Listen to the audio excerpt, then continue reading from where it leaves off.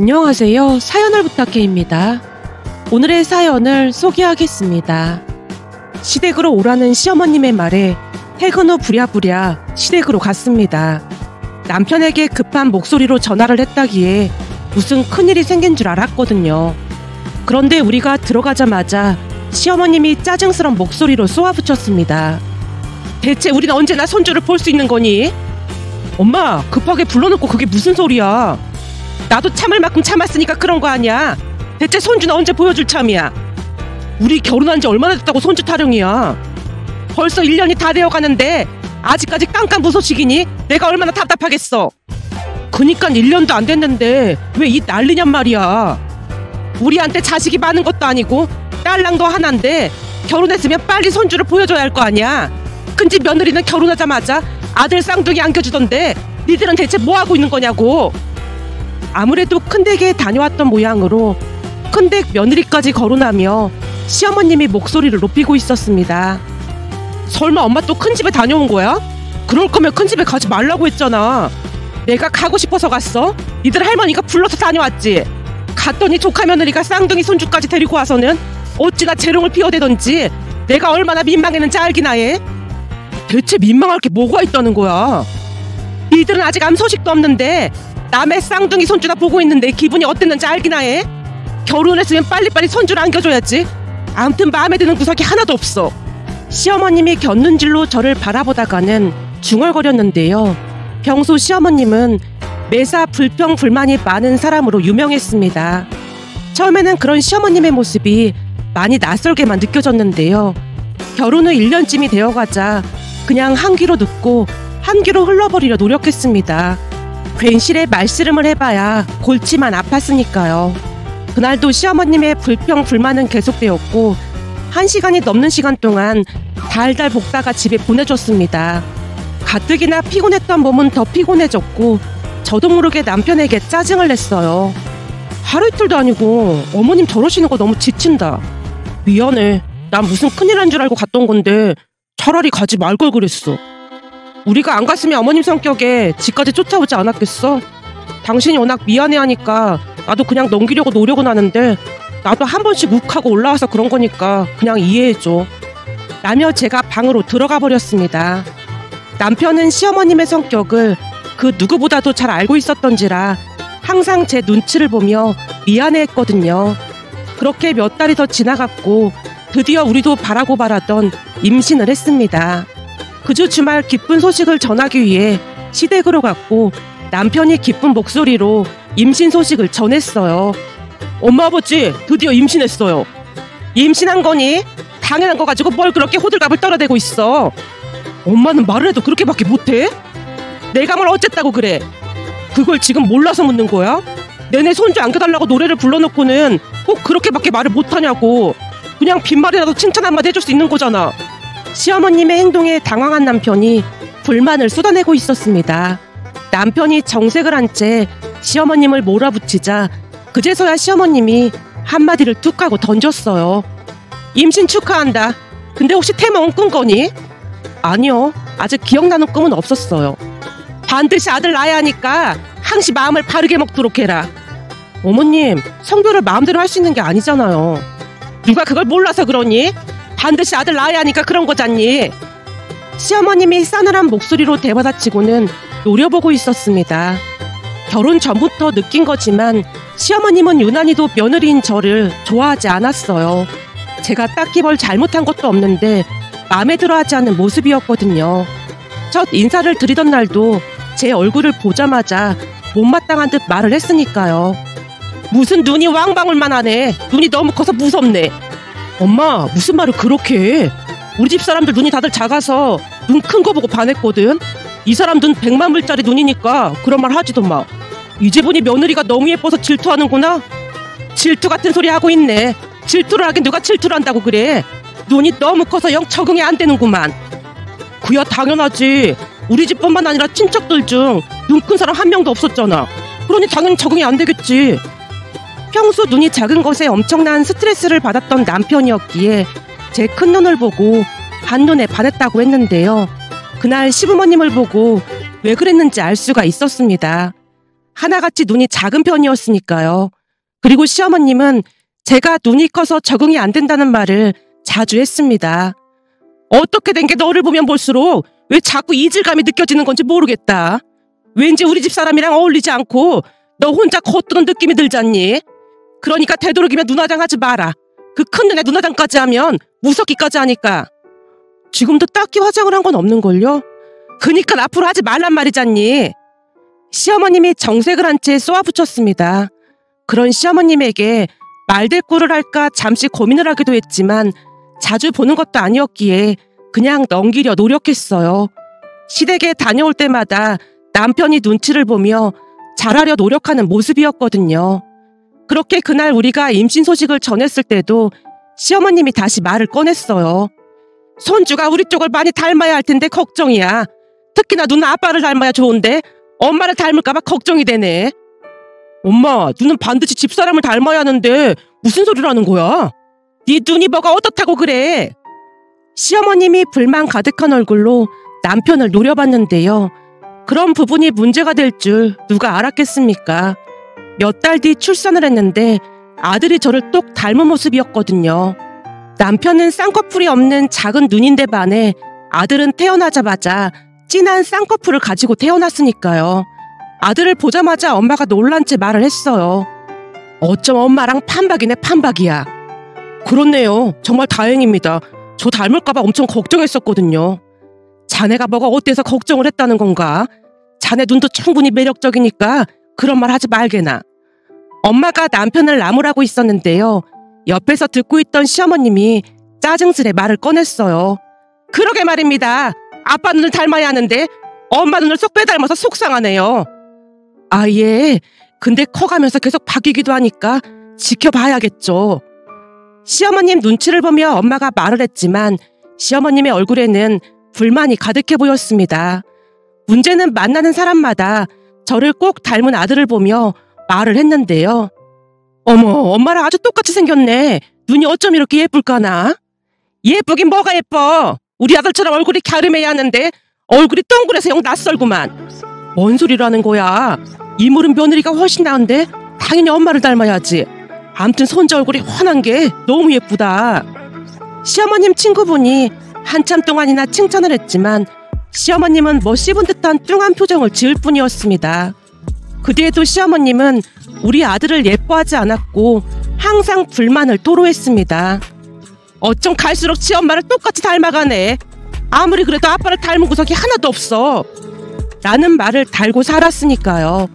그러던 어느 날은 정말 생각지도 않게 연년생으로 둘째가 생겼습니다. 둘째까지 생기는 바람에 회사를 그만둘 수밖에 없었는데요. 잘 다니던 회사에 사표를 내고 심란해하고 있던 제게 시어머님은 그저 같은 소리만 반복해서 할 뿐이었어요. 둘째는 아빠를 닮아야 할 텐데 걱정이구나. 어머님, 그게 제 마음대로 되는 게 아니잖아요. 내가 어디선가 들었는데 사진을 여기저기 붙여놓고 맨날 보면 꼭 닮는다고 하더구나. 그래서 말인데 내가 아범 사진을 잔뜩 가지고 왔으니까 좀 붙여놓을까 하는데 괜찮지? 네? 그 이 사진은 어디다 붙여놔요? 그냥 눈길 닿는 대로 다 붙여놔야지. 이번에는 꼭 우리 집 닮은 손주를 낳아야 할 거 아니니? 어머님, 우리 집이라니요. 그럼 저는 가족이 아니라는 말씀이신 거예요?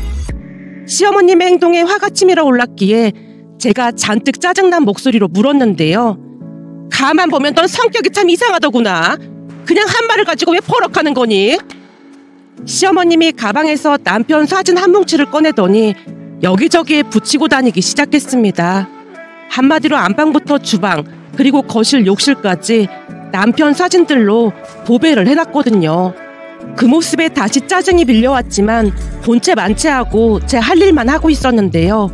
잠시 후 사진 붙이는 작업이 모두 끝난 모양으로 시어머님이 제게 당부를 했어요. 내가 위치 다 표시해놨으니까 내가 붙인 사진 절대 떼지 마라. 내 말 무슨 말인지 알겠니? 라며 콧노래까지 부르며 집을 나섰습니다.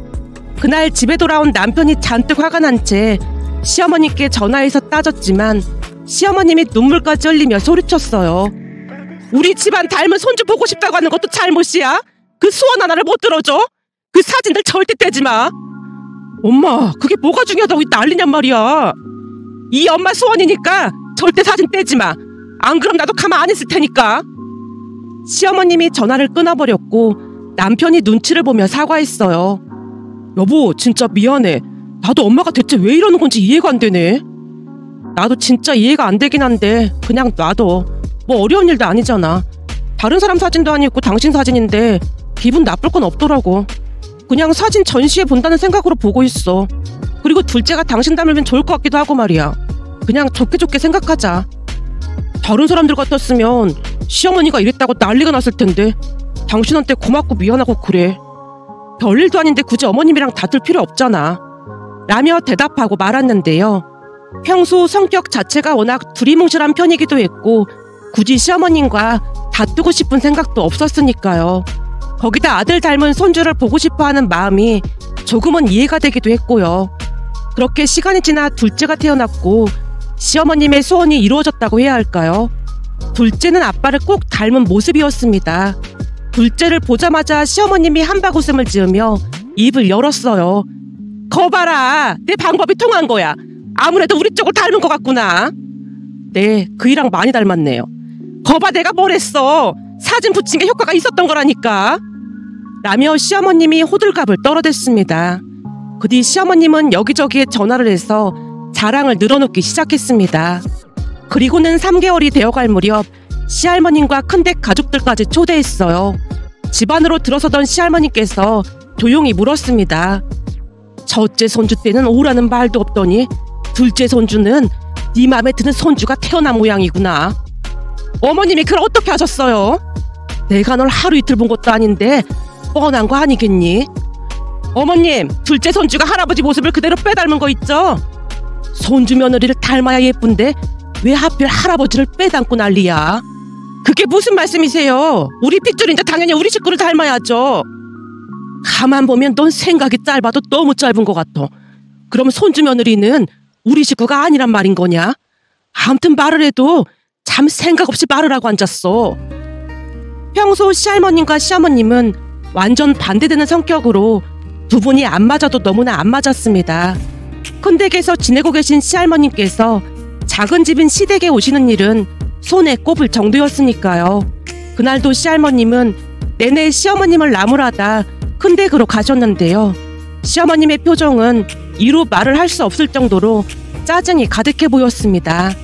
그런데 둘째가 태어난 뒤 이런저런 문제들로 인해 시어머님과 부딪히는 일이 더욱 많아졌습니다. 가까이 살기에 한 달에 몇 번씩은 친정에 갔는데 친정에 가면 엄마가 두 아들들을 돌봐줬기에 잠시나마 쉴 수가 있었거든요. 하지만 시어머님은 그 부분에 불만을 토로했고 한 달에 한두 번 정도 시댁에 갈 수밖에 없었는데요. 우려했던 일들이 일어나기 시작했습니다. 시어머님이 대놓고 첫째와 둘째를 차별하기 시작했거든요.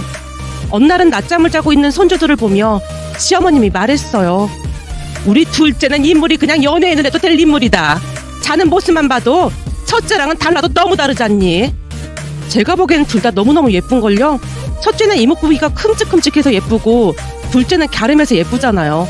뭔 소리라는 거니? 나중에 크면 할아버지를 닮은 둘째가 훨씬 예쁠 거다. 예전부터 네 시아버지가 인물값 한다는 소리를 참 많이 들었거든. 근데 둘째가 할아버지 판박이야, 판박이. 라며 둘째에게서 눈을 떼지 못하는 모습이었습니다.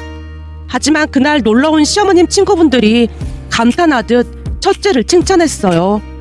어머, 이 집 첫째는 가면 갈수록 얼굴이 꽃미남이 되어가네. 나중에 연예인 시켜도 되겠다. 진짜 예쁘네.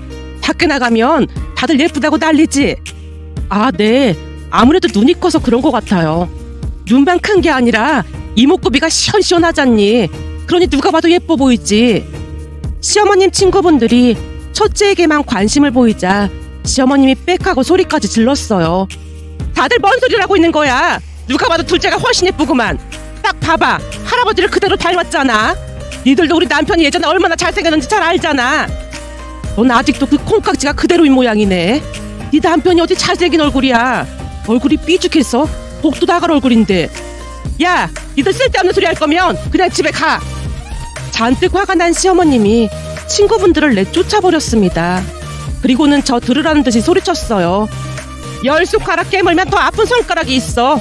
나한테는 그게 둘째 손자다. 누가 봐도 둘째가 훨씬 예쁜데 다들 너 듣기 좋으라고 그런 말을 하는 것뿐이야.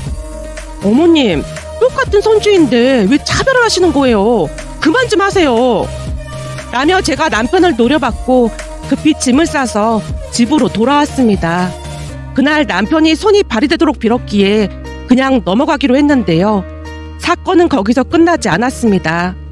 그날은 시아버님 생신으로 시댁에 안 갈 수가 없어서 억지로 챙겨서 시댁으로 향했는데요.